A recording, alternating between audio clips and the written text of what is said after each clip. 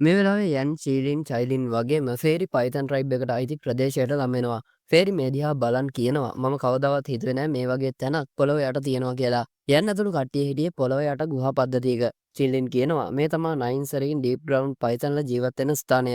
හැමෝම ඔයාලගේ ප්‍රභාවන් යටපත් කරගන්න. කාටවත් අහු වෙන්න එපා කියලා. ඉතින් චයිලින් කියනවා මම කවදාවත් හිතුවේ නෑ මේ වගේ විශාල සර්ප මිනිස් ට්‍රයිබ් එකක් මෙතන තියෙනවා කියලා. සමහර විට මගේ ට්‍රයිබ් එකක් දීස් රීජන් එකෙන් සංක්‍රමණය වෙන්න ඇති. චිල්ලින් කියනවා නයින් සරින් යෙලෝ ස්ප්‍රින්ග් එක ඉස්සරහට වෙන්න තියෙනවා ඇත්තේ. හැමෝම මගේ පස්සෙන් එන්න. මෙහෙම කියපු චිල්ලින් එයාගේ ජේඩ් ඇස් වලින් වටපිට පරීක්ෂා කරලා කියනවා උල්පත ඉස්සරහා තියෙන භූජල මාර්ගයේ ගැඹුරට වෙන්න තියෙනවා කියලා මට දැනෙනවා. ඉතින් යන් කියනවා මේ භූජල මාර්ගයේ ගොඩක් බලවත් අය ඉන්නවා. ඒ නිසා හැමෝම පරිස්සම් වෙන්න කියලා. ටික වෙලාවකට පස්සේ යන් අතුළු කට්ටිය රන් පාට විලක් ළඟට එනවා. යන් කියනවා යෙලෝ ස්ප්‍රින් එකේ අස්ථි පවා සීතල කරන යින් ශක්තියක් තියෙන කියලා. ඉතින් චයිලින් කියනවා ඒ නිසා තමා මේ තැන සීතලෙන් මිදිලා තියෙන්නේ. පයිතන් ට්‍රයිබ් එකේ අයට උනත් මෙතන සීතල වැඩි වෙලා දරා ගන්න බෑ. ඒ නිසා විශේෂ හේතුවක් ඇරුණාම එයාලා මෙහෙට එන්නේ නැහැ. ඉතින් යන් චයිලින්ට කියනවා මම මුලින්ම විල පතුලට ගිහින් යෙලෝ බ්ලඩ් ක්‍රිස්ටල් අරන් එන්නම්. මම එළියට ආවට පස්සේ ඔයාට පුහුණුවීම් වලට විලට ඇතුල් වෙන්න පුළුවන්. මම මේ වෙලාවට ඔයාව ආරක්ෂා කරන්නම්. චයිලින් කියනවා ඔයා පරිස්සම් වෙන්න. ඔයාට පහළට යන එක කරන්න බැරි නම් ඉක්මනින් පහු බහින්න. ඉතින් යනුත් කියනවා ඔයාලත් පරිස්සම් වෙන්න කියලා. ඊට පස්සේ යන් හෙවන්ලි ෆ්ලේම් වලින් එයාගේ ශරීරය වෙලාගෙන අර විල ඇතුළට ඇතුල් වෙනවා. යන් එක දිගටම විලේ පල්ලෙහාට ගමන් කරන ගමන් කියනවා ඊළව ස්ප්‍රින්ග් එක හරිම සීතලයි. හෙවන්ලි ෆ්ලේම් වලටවත් ඒක සම්පූර්ණයෙන් දරා ගන්න බෑ. මේක තව කොච්චර ගැඹුරුද දන්නේ නැහැ. යන් මේ කතාව ඉවර කරනවත් එක්කම එයා පැත්තට කළු පාට සර්පය වගේක් එනවා. ඉතින් මෙතන ඉන්න හොඳ තැනක් නෙවෙයි මම ඉක්මනින් බ්ලඩ් ක්‍රිස්ටල් හොයාගන්න ඕනේ කියලා යන් වේගෙන් පහළට යන්න පටන් ගන්නවා. ඒ වගේම යන් පස්සේ අර සර්පයෝ කීප දෙනෙක් පන්නන්න පටන් ගන්නවා. යන් හිතනවා මේ විල පහළට යන්න යන්නම සීතල ශක්තියේ බලයත් හිතා ගන්න බැරි විදියට වැඩි වෙනවා. මම වුණත් මේ සීතල ශක්තිය ඇඟට ඇතුල් වෙන එක නවත්තන්න මගේ දෝචි ඔක්කොම වගේ වැය කරන්න ඕන. දෝචි වැය වෙන වේගي ගොඩක් වැඩි. මට ඉක්මනින් පතුලට යන්න බැරි වුණත් මට ආයේ හැරිලා උඩට යන්න සිද්ධ වෙනවා. මේ වෙලාවේ යන්ට එකපාරම දැනෙනවා එයාව කවුරු හරි වට කරලා වගේ. ඉතින් අර සර්පයෝ යන් පැත්තට යද්දි යන් හෙමලි ෆ්ලේම් වලින් උන්ට පහර දෙනවා. ඒත් තවත් සර්පයෙක් යන්ගේ අත ළඟින් ගියාම එයා කියනවා හරිම දරුණු සීතල ශක්තියක් කියලා. ඊට පස්සේ යන් ආයේ හෙවන්ලි ෆ්ලේම් ප්‍රහාරයක් ඉහළට යවනවා. යන් දකිනවා හිතාගන්න බැරි තරම් විශාල සර්පයෝ සංඛ්‍යාවක් මෙතන ඉන්නවා කියලා.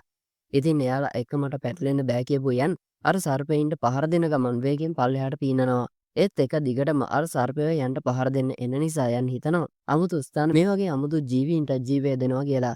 මේ වෙලාවේ යන්න වට කරගත්ත සර්පයින්ට යන් පහර දුන්නාම උන් ආයේ පස්සට ගිහින් එකතු වෙනවා. ඊළඟ මොහොතේ මේ සර්පයෝ ඔක්කොම යන් පැත්තට එනවා. ඉතින් යන් විශාල හෙවන්ලි ෆ්ලේම් ප්‍රහාරයක් ඒ පැත්තට යවනවා. යන් හිතනවා මේ අමුතු සත්තු එක මට හැප්පෙන්න බෑ. එහෙම කළොත් මගේ ඔක්කොම දෝචි ඉවර වෙලා යයි. මෙහෙම හිතුවේ යන් ආයේ පැනලා යන්න පටන් ගන්නවා. අර සර්පයොත් එක දිගටම යන් පස්සේ පන්නනවා. ඉතින් තවත් ටිකක් එහාට පීනුව යන් ගිනි බාධකයක් හදලා අර සර්පෙයින්ව නවත්තනවා. ඊට පස්සේ පැනලා යන ගමන් යන් කියනවා හොඳ වෙලාවට මාව හැපුවේ එක සර්පයෙක් විතරයි. නැත්නම් මට පැන ගන්න අමාරු වෙන්න ඉඩ තිබුණා කියලා. මේ අතරවාරයේ චයිලින් විල දිහා බලලා කියනවා මේ උල්පත් වතුර ඇත්තටම මට පරිණාමය වෙන්න උදව් වුණොත් මට 9 කලර්ඩ් හෙවන් සලවින් පයිතන් කෙනෙක් වෙන්න පුළුවන් වෙයි. මේ වෙලාවේ චයිලින් එයාගේ ඇඟිල්ල පොකුණට දැම්මම ඒක සීතලට මිදෙනවා. ඉතින් එයා හිතනවා මේ වතුර ගොඩක් සීතලයි වගේම ශරීරය හරහා යනවා. මේක ඇල්ලුවා ශරීරය ගල් වෙලා තුවාල වෙනවා. යන් මේකට ඇතුල් වෙන එක ලේසි වැඩක් වගේ පෙන්නුවත් එයා ලොකු අවදානමක් ගත්තා. එයා එච්චර දෙයක් කෙරුවේ එකේ මට එයාට පරදින්න බෑ. මේ බාර මට එයාගේ මට්ටම අනිවාර්යෙන් පහු කරන්න පුළුවන් වෙයි. මේ වෙලාවේ කෙල්ල තුන්දෙනා පුදුම කරමින් කෙනෙක් කියනවා යෙලෝ ස්ප්‍රින්ග් එකට කටියක් බලෙන් ඇතුල් වෙලා ඉක්මනින් උදව් අරන් එන්න කියලා. ඉතින් ෆේරි කියනවා එයාලා අපිව හොයාගත්තා කියලා.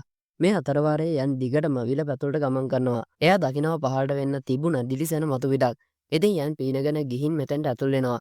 යන් ඇතුළු වුණ තැන එයාට වතුර දකින්න ලැබෙන්නේ නැහැ. එයා හිතනවා මේ විල පතුල ගැඹුරු උමම් මාර්ගයකට සම්බන්ධ ඇති. පේන විදියට මට තව පහළට ගිහින් පරීක්ෂා කරන්න වෙයි. මෙහෙම හිතුවා යන් එක දිගට මේ තැන පරීක්ෂා කරන ගමන් එහෙ මෙහෙ ඇවිදිනවා. ටික වෙලාවකට පස්සේ යන් කියනවා බ්ලඩ් ක්‍රිස්ටල් ගැන කිසිම හොඩුවාවක් නැහැ. පයිතන් ට්‍රයිබ් එකේ අය ඒව ඔක්කොම අරන් ගිහින් වද්ද. මෙච්චර මහන්සියක් වෙලවත් මට හිස් අතින් ආයේ හැරලා යන්න වෙයිද? යන් මේ කතාව ඉවර කරනවත් එක්කම කෙනෙක් උදව් ඉල්ලන කටහඬක් එයාට ඇහෙනවා. ඉතින් යන්නේ හඬ ඇහුණ පැත්තට යන්න තීරණය කරනවා. ටික වෙලාවකට පස්සේ යන්න කුරුණු වලින් වටු වුණ හිර කුටියක් දකින්න ලැබෙනවා. මේ හිර කුටියේ දම්බැල් වලින් එල්ලිලා හිටිය කෙනෙක් හිටියා. මෙයාගේ නම යාओමින්. ඒ වගේම මෙයා 2 ස්ටාර් දෝෂන් කෙනෙක්. යන් හිතනවා මේ කෙනාගේ ප්‍රභාව ගොඩක් බලවත්. අඩුම 3 ස්ටාර් දෝෂන් කෙනෙක්. සමහර විට ඊටත් වඩා බලවත් ඇති. ඇයි මේ කෙනා මෙතන හිර කරලා තියන්නේ? මේ වෙලාවේ ඇස්සරිය යාओමින් කියනවා මනුස්ස කොල්ලෙක්. ඇයි ඔයා මගේ ට්‍රයිබ් එකේ අනවසර ප්‍රදේශයට ඇතුල් වුනේ? යවුමින් මේ කතාව ඉවර කරනවත් එක්කම අර දම්බෙල් හරහා විශාල යින් ශක්තියක් ඇවිත් එයාව මුදවනවා. මේක දැකපු යන් හිතනවා මේ දම්බෙල් වලින් එක දිගටම සීතල ශක්තිය මුදාහරිනවා. ඒකෙන් මෙයාගේ දෝචී වැය වෙනවා. ඒ නිසා එයා එක දිගටම දුර්වල තත්ත්වයක ඉන්නේ. ඒකෙන් එයාගේ ජීවිතයට හානියක් වුණේ නැති වුණොත් එයා ලොකු වේදනාවක් විඳගෙන ජීවත් වෙනවා. මෙයාව හිරකෙරුව කෙනා හරිම කුරිරු පුද්ගලයෙක්. මේක මරණයටත් වඩා කුරිරු දඬුවමක්. මම මෙහෙට ආවේ යෙලෝ බ්ලඩ් ක්‍රිස්ටල් හොයාගෙන. වෙන කරදර ඇඟේ දාගන්නේ නැතුව හිටියොත් හොඳයි. යන් මෙහෙම හිතලා ඉවර වෙනවත් එක්කම මේ පළාත ටිකක් දෙදරනවා. යන් ආචාර කළා කියනවා කනිෂ්ඨා මෙහෙට ඇතුළුනේ වැරදීමකින්. ඔයාට කරදර කරන්න හිතන් නෙවෙයි. මම මෙහෙන් පිට වෙන්නම්. මෙහෙම කියපු යන් ඉක්මනින් මෙතනින් පිට වෙනවා. ඒත් යාවමින් කලබලෙන් කියනවා යන්න එපා. ඔයාට ඕන දේ මගේ ළඟ තියෙනවා කියලා. මේ අතරවාරයේ කෙල්ලෝ තුන්දෙනා පයිතන් සමාජිකයෙක් එක්ක සටන් කරමින් හිටියා. චෛලින් කියනවා එයාලා තව අය මෙහෙට එවයි. අපි එයාලව වළක්වන් ඉඳලා ෂෝයන්ට වෙලාව අරන් දෙන්න ඕන කියලා. මේ වෙලාවේ යාවමින් යන්ට කියනවා ඔයා මගේ ට්‍රයිබ් එකේ කෙනෙක් නෙවෙයි. ඔයා මෙහෙට ආවේ යෙලෝ බ්ලඩ් ක්‍රිස්ටල් හොයාගෙන නේද? ඒත් යන් පොඩි හිනාවක් දාලා කියනවා එහෙම එකකට නෙවෙයි කියලා. ඉතින් hina වුණ යාවමින් කියනවා කොල්ල බොරුවට රඟපාන්න එපා. මම විතරයි දන්නේ බ්ලඩ් ක්‍රිස්ටල් තියෙන තැන. මාව බේරගන්න බ්ලඩ් ක්‍රිස්ටල් ඔයාලා ලැබෙයි. මේ කතාවට යන් හිතනවා එයා ඇත්තට මේ ගැන දන්නවා කියලා. මේ වෙලාවේ ආයෙත් යාවමින් වේදනාවෙන් කෑ ගහනවා. සීතල දෝචි එයාගේ ශරීරය පුරාම පැතිරෙනවා. යාවමින් කියනවා බ්ලඩ් ක්‍රිස්ටල් පොඩි කෑල්ලක් හැදෙන්නේ අවුරුදු 1000කට පාරක්. මගේ ළඟ තියෙන්නේ අන්තිම කෑල්ල. ඔයා ගොඩක් කරදර විඳලා මෙතනට ආවේකේ ඔයා කොහොමදවත් ආයේ හිස් අතින් ගිහින් අවුරුදු 1000ක් බලන් ඉන්න එකක් නෑ. මම හරි නේද? ඉතින් ටිකක් කල්පනා කරුවා යන් කියනවා ඒක බ්ලඩ් ක්‍රිස්ටල් එකක් මට නැතුවම බැරි දෙයක් නෙවෙයි. ඒක මට මේ වගේ ගැටලුවක පැටලෙන තරම් වටින දෙයක්ුත් නෙවෙයි. ඔයා මෙතන හිර වෙලා ඉන්න එක ග්‍රවුන්ඩ් පයිතන් ට්‍රයිබ් එකට සම්බන්ධ දෙයක් වෙන්න ඕන. ඔයාව බේරගෙන මට මොන වගේ කරදරවල පැටලෙන්න වෙයිද කියලා කවුද දන්නේ. ඉතින් යාවමින් කියනවා මම තමයි ග්‍රවුන්ඩ් පයිතන් ට්‍රයිබ් එකේ ප්‍රධානියා. මාව බේරගන්න. පයිතන් ට්‍රයිබ් එක ඔයාව ගෞරවනීය අනුමුත්තෙක් විදියට සලකයි. එතකොට එයාලා ඔයාට හානි කරන්නේ කොහොමද? මේ කතාවට යන් කියනවා පයිතන් ට්‍රයිබ් එකේ නායකයා. මම දන්න විදියට එයාලගේ නායකයාගේ නම යාව ෂෝටියන්. ඉතින් hina වුණ යාවමින් කියනවා ෂෝටියන් මොනතරම් ලොකු නායකයෙක්ද? එයා තමන්ගේම සහෝදරයට කුමන්ත්‍රණය කළා. එයාට ඕන දේ ලබා ගත්තා. මේ කතාවට යන් අහනවා ඔයයි ෂෝටියනුයි සහෝදරයෝද කියලා. යාවමින් උත්තර දෙනවා මම තමයි වැඩිමල් සහෝදරයා. ප්‍රධානී තනතුර ගන්න ඕන නිසා ෂෝටියන් මාව මෙතන හිර කළා. ඉතින් යන් අහනවා එයාට බලය ලබා ගන්න ඕන නම් ඔයාව කෙලින්ම මරලා දැම්මේ නැත්තේ ඇයි කියලා. යාවමින් කියනවා ඒකට හේතුව එයා මට වෛර කරන එක. මගේ තාත්තා බලාපොරොත්තු උනේ අපි දෙන්න 9 සරින් සෙප්ටා එකේ ඉන්න සර්පයෝ දෙන්න වගේ එකතු වෙලා ට්‍රයිබ් එක සෞභාග්‍ය කරා අරන් යයි කියලා. ඒ ෂෝටියන් හිතුවේ ගර්භාෂයේ ඉද්දි මම එයාගේ පෝෂණය හොරකම් කරුවා නිසා උපදෙදි එයාගේ බලය මට වඩා අඩු වුණා කියලා. මගෙන් පරිගන්න හිතන් එයා මට වස දුන්නා. ඒකෙන් මගේ ශක්තිය අඩු වුණාම එයා මාව මේ විලපතුලේ හිර කළා. අනිත් අයට එයා බොරු කතාවක් මවලා කිව්වා තව ශක්තිය හොයන් ගිහින් විලපතුලේදී මාව මැරුණා කියලා. මම මෙච්චර කල් විඳ වද වේදනා නිසාව ෂෝටියන්ගේ හදවතේ මං ගැන තියෙන වෛරය නැති වෙලා තියෙනවද කියලා මම දන්නේ නැහැ. මේ කතාවට යන් හිතනවා මගේ අයියලා දෙන්න මාව ආරක්ෂා කරන්න මැරෙන්න උනත් සූදානම්. ඒ ෂෝටියන් බලය වෙනුවෙන් එයාගේ සහෝදරයාට හානියක් කළා. හරිම නරකයි. යන් මෙහෙම හිතද්දි ආයෙත් මේ ප්‍රදේශය හෙලවෙනවා. ඒ නිසා යන් ආයෙත් මෙතනින් පිට වෙන්න හැරලා යනවා. ඉතින් යාවමින් කියනවා තරුණ මිත්‍රයා උඩ තියෙන සද්දයට අහුම්කම් දෙන්න. ඔයා මෙහෙට ආවෙක් ගැන එයාලා හොයාගෙන වගේ. ඔයා දැන් එළියට ගියොත් ෂෝටියන් ඔයාට ලේසියෙන් පැන ගන්න දෙන එකක් නෑ. එයයි එයාගේ විශ්වාසම් මිනිහා ග්‍රේට් එල්ඩයි දෙන්නම 1 ස්ටාර් දෝෂයෙන් මට්ටමට ඉහළ අය. මේ කතාව නිසා නතර වුණ යන් හිතනවා 1 ස්ටාර් දෝෂෙන් ශක්තිය වගේම එයාලගේ බීස් ශරීර ගොඩක් ශක්තිමත්. ඒ වගේම එයාලගේ සටන් ශක්තියත් ගොඩක් ඉහළින් ඇති. යාවමන් කියනවා ඔයා මාව බේරගත්තොත් මගේ 2 ස්ටාර් දෝෂෙන් ශක්තියත් එක්ක අපි දෙන්නම එකතු වුණාම ෂෝටියන්ට බය වෙන්න ඕන නෑ. ඉතින් යන් කියනවා දැන් ෂෝටියන් ප්‍රධානී තනතුරේ ඉන්න නිසා එයාට ගොඩක් එල්ඩලා එයාගේ පැත්තට ගන්න පුළුවන්. ඔයා එළියට ආවම වාසිය ඔයාගේ පැත්තට ලැබෙන එකක් නෑ. ඉතින් යාවමින් කියනවා මගේ ළඟ උතුම් වස්තුවක් වුණ පයිතන් ට්‍රයිබ් නායකයාට අයිති 9 සරින් යෂ්ටිය තියෙනවා. ඒ නිසා එල්ඩලා මට පහර දෙන්නේ නැහැ. මම ෂෝටියන් පරද්දලා නැවත බලය ලබා ගත්තට පස්සේ ඔයා ඉල්ලන ඕන දෙයක් මම අනිවාර්යෙන් ඉෂ්ට කරන්න සූදානම්. මම එච්චර හොඳ කෙනෙක් නොවුනත් මම හැම වෙලාවෙම පොරොන්දු ඉෂ්ට කරනවා. ඉතින් යන් හිතනවා අපි දැන් පයිතන් ට්‍රයිබ් එකේ ප්‍රශ්න ඇති කෙරුව නිසා චෛලින්ට මෙතන කල්ටිවේට් කරන එක ප්‍රශ්නයක් වෙයි. මෙයා කියපු දේ ඇත්තනම් චෛලින් වෙනුවෙන් උත්සාහ කරන එක තමයි මේ වෙලාවේ හොඳම වැඩේ.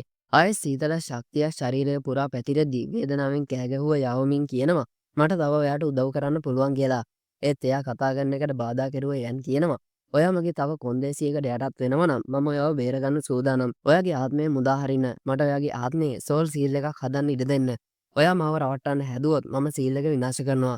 ඔයා දෝෂෙන් කෙනෙක් වුණත් ඒකෙන් ඔයාට දරුණු තුවාල සිද්ධ වෙයි. මේ කතාවට යාවමින් ටිකක් තරහින් කියනවා තමුන්ට මගේ ජීවිතය ඕනද කියලා. ඒත් යන් කියනවා මම මගේ මිත්‍රයෝ වෙනුවෙන් වගකීමෙන් වැඩ කරන්න ඕන. ඔයා මේකට කැමති නම් විතරයි මට ඔයාව විශ්වාස කරන්න පුළුවන්. ඔයා මේකට අකමැති නම් මේ ගමනේ මට මුකුත් ලැබුණේ නැතත් මම ආපහු හැරිලා යන්න සූදානම්. ඉතින් මෙච්චර කල් විඳපු වේදනාව නිසා වගේම ෂෝඩියන් එක තියෙන වෛරය නිසා යවමින් මේකට කැමති වෙලා කියනවා. මම අවුරුදු 100 ගණක් මෙතන හිර වෙලා හිටියා.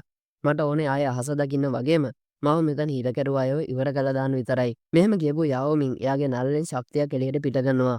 මේ ශක්තියෙන් මෙතන විශාල නාග ස්වරූපයක් මතුවෙනවා. ඉතින් යන් සෝල්ට් සීල් එකක් හදලා අර නාගයාගේ නළලට ඒක ඇතුල් කරනවා. ඒත් එක්කම අර නාගයා වේදනාවෙන් ලොකු ගර්ජනාවක් කළා ආයේ යවමින්ගේ නළලට ඇතුල් වෙනවා.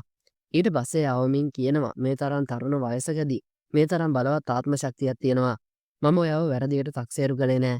මෙහෙම කියපු යවමින් එයාගේ කටින් පළිඟුවක් එළියට ගන්නවා. යන් මේ පළිඟුව අතින් අල්ලලා හිතනවා මේ තමයි යෙලෝ බ්ලඩ් ක්‍රිස්ටල්. මේකේ තියෙන සීතල මුදවන බලය ඇත්තටම භයානකයි. මේ වෙලාවේ ආයෙත් යන්ට ඉහලින් පිපුරුම් සද්දයක් ඇහෙනවා. යන් අහනවා මම කොහොමද ඔයාව බේරගන්නේ? මේ දම්බල් විනාශ කරන්න ඕනද? ඉතින් යවමින් කියනවා නෑ මාව හිර කරන් ඉන්නේ මේ දම්බල් අග තියෙන යෙලෝ ඉන් පාෂාණය. ඒකෙන් තමයි එක දිගට සීතල ශක්තිය එවලා මගේ දෝචී වැය කරන්නේ. දම්බලයි පාෂාණයයි අතරමැද සංකීර්ණ යන්ත්‍රයක් තියෙනවා. ඔයාට ඒක විනාශ කරන්න හරි අගුළු වරින්න හරි පුළුවන් නම් මට මේ දම්බැල් වලින් නිදහස් වෙන්න පුළුවන්. මේ කතාවට යන් ටිකක් පස්සට ගිහින් එයාගේ රෝලය එළියට ගන්නවා. ඊට පස්සේ අර යෙලෝයින් පාෂාණයට යන් පහර දෙනවා. ඒකෙන් පාෂාණය ඉරිතල්නවා වගේ පෙනුනත් ආයෙත් ඒ පැල්මල් එකට හා වෙනවා. යන් හිතනවා මේ පාෂාණය යවමින්ම සතවර්ෂ ගානක් හිර කරන් හිටිය එකේ මේක අවතක්සේරු කරන්න බෑ. මෙහෙම හිතුව යන් ආයෙ පස්සට ගිහින් හෙවලි ෆ්ලේම් වලින් රෝලර් එක දැල්වලා ආයෙ අර දම්බැලට පහර දෙනවා. ඒකනුත් කිසිම වැඩක් උනේ නැති නිසා යවමින් කියනවා යෙලෝයින් පාෂාණය සීතල ශක්තියෙන් අවුරුදු ගානක් රිෆයින් වෙලා තියෙන නිසා ඒක විනාශ කරන්න බැරි තත්වයකට පත් වෙලා. මගේ ශක්තිය මට නැවත ලැබුණත් ඒක විනාශ කරන එක කරන්න අමාරු වෙයි. සමහර විට ඔයාගේ ආත්ම ශක්තිය පාවිච්චි කරලා බලන්න. ඉතින් යන් හොඳයි කියලා හිතනවා. චෛලිනුයි අනිත් අය හොඳින්ද දන්නේ නැහැ. මම ඉක්මන් කරන්න ඕන. මෙහෙම හිතුව යන් එයාගේ ආධ්‍යාත්මික ශක්තිය අර පාෂාණයට එරෙහිව පාවිච්චි කරනවා. මේ දිහා බලන් යවමින් කියනවා තරුණ මිත්‍රයා ස්තුතියි. සතවර්ෂ ගානක් පුරාවට මම ෂෝටියන් මගෙන් සමාව ගන්නකම් බලන් හිටියා. ඒත් කවදාවත් මුණ ගැහිලා නැති මිනිස් කොල්ලෙක් වෙනුවෙන් තමයි මම බලන් ඉඳලා තියෙන්නේ. මේ වෙලාවේ අර පාෂාණය එක තැනක නතර වුණ යන් එතනට එයාගේ ආධ්‍යාත්මික ශක්තිය ඇතුල් කරලා අර යන්ත්‍රය නවත්තන්න විදියක් හොයනවා. ඒ වගේම ටික වෙලාවකින් යන්ට ඒ යන්ත්‍රය විනාශ කරන්න පුළුවන් වෙනවා. ඒත් එක්කම මෙතන ටිකක් ලොකු පිපිරීමක් වෙනවා. යවමින් සතුටින් කියනවා ඒක වැඩ කළා කියලා. ඒත් එක්කම යවමින් හිර කරන් හිටිය දම්බැල් විනාශ වෙලා යනවා. මේ නිසා බිමට වැටුණ යවමින් උමුතුවෙන් hina වෙලා කියනවා මගේ දයාබර පොඩි සහෝදරයා මම එනකන් ඉන්නවා කියලා. මේ අතරවාරයේ පයිතන් ට්‍රයිබ් රාජධානිය අපිට බලා ගන්න පුළුවන්. මෙතන නාග කන්‍යාවිය වගේ නර්තනයක යෙදෙනවා. තවත් නාග කෙල්ල දෙන්නෙක් උකුල තියාගෙන ෂෝටියන් රජපුරුවේ විනෝදයෙන් හිටියා. එක පාරම සීල් එක විනාශ වුණා කියලා දැනුණ ෂෝටියන් අර කෙල්ල දෙන්නව තල්ලු කරගෙන නැගිටිනවා. ග්‍රේට් එල්ඩර් අහනවා ප්‍රධානීතුමා මොකද උනේ? ඔයා එකපාරම කලබල වෙලා මොකද? ෂෝටියන් තරහෙන් කියනවා සීල් එක විනාශ වෙලා ගියා කියලා. ඉතින් පීක් 1 ස්ටාර් දෝෂෙන් කෙනෙක් වුණ ග්‍රේට් එල්ඩර් කියනවා දැම්ම කලබල වෙන්න එපා. මගේ මිනිස්සු මුළු බීස් රිල්ම් එකේම හෙව්වත් තාමත් සෙප්ටර් එක ගැන අපිට හෝඩුවාවක් ලැබුණේ නැහැ. මේක හොඳ දෙයක්. අපි ගිහිල්ලා යාව අල්ලගෙන ප්‍රශ්න කරමු. ඉතින් hina වුණ ෂෝටියන් කියනවා ඉවසලා ඉමු. එයාට ආයේ නැගී හිටින්න අවස්ථාවක් නැහැ කියලා. ওই විදියට අදට කතාව ඉවර වෙනවා. අලුත් වීඩියෝ එකකින් මුණ ගැහෙනකන් ඔයාලා හැමෝටම සුබ දවසක්.